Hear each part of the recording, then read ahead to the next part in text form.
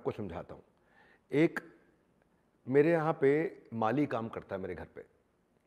उस माली से मैंने एक दिन पूछा, ये बागेश्वर बाबा धाम कौन है? बोले बहुत बड़े संत हैं, सब कुछ जानते हैं, बहुत जबरदस्त हैं।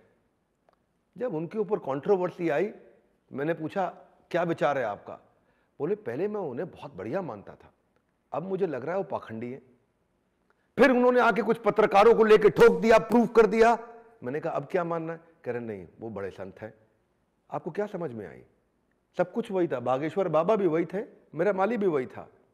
मीडिया पे पहले देखा संत लगे, मीडिया पे दोबारा देखा अरे नहीं नहीं संत हैं। यानी कि कहानियों से परसेप्शन बदलता है। और कैसे परसेप्शन एक माली का बदला वो दिखाई पड़ा आपको अडानी के केस में। मैं आपको समझा देता हूं, इसके पीछे की साइंस को समझो। हिंडनबर्ग एक ऐसी ऑर्गेनाइजेशन है जो कोर्ट में अमेरिका में केस में जीत जाती है। हमारे देश के इरोज इंटरनेशनल ने भी उसके ऊपर केस किया, चाइना की एक बहुत बड़ी फर्म ने उसके ऊपर केस किया, ये दोनों हार गए केस। इरोज भी हार गया, चाइनीज कंपनी भी हिंडनबर्ग के अगेंस्ट हार गई। अब आपको लगेगा इसीलिए हार गए होंगे क्योंकि हिंडनबर्ग ने सच बोला होगा? नहीं, इसलिए नहीं हारे। वो इसलिए हारे क्योंकि अमेरिका में ओपिनियन रखने की आजादी है।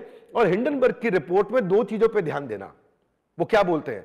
वो बोलते हैं वी बिलीव, और दूसरा क्या बोलते हैं? We think.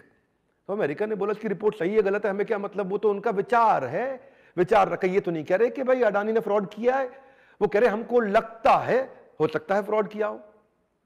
10 लोगों की ऑर्गेनाइजेशन, अडानी 30 साल पुरानी।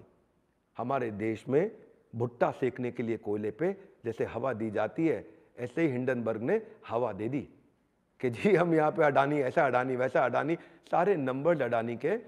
आप debt service coverage ratio, interest service coverage ratio, आप उनकी जो एसेट टू डेट रेशियो जिनकी जानकारी, इसको मौका मिल गया। अगर में लोग अपने देश के खिलाफ बोलने की जरूरत नहीं है। अगर अडानी ने गलत किया पकड़ में आ जाएगा, चीजें सारे नंबर वापस आ चुके हैं। मैं बहुत न्यूज चैनल पे बात कर चुका हूं अडानी के विषय में, पर हिंडनबर्ग